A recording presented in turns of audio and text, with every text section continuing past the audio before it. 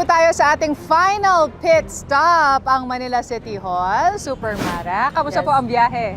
Nako, napakasarap dahil nabalikan ko yung Old Manila at yung mga programa na gusto kong magawa para sa Maynila.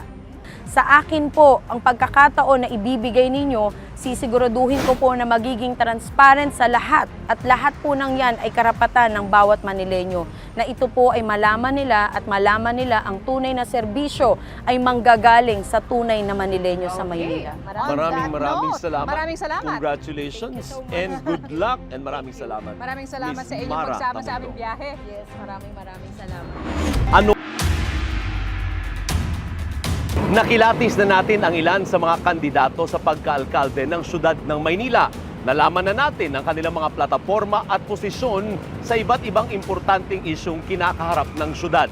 Kayo mga botante, nakasalalay na sa inyong mga kamay ang pagpili sa inyong mga lider. At sa lahat ng mga kumakandidato, sa inyo naman nakasalalay ang ikauunlad ng syudad at ang maayos sa pamumuhay ng inyong mga nasasakupan. Abangan ang mga susunod pang pasada ng ating biyaheng City Hall.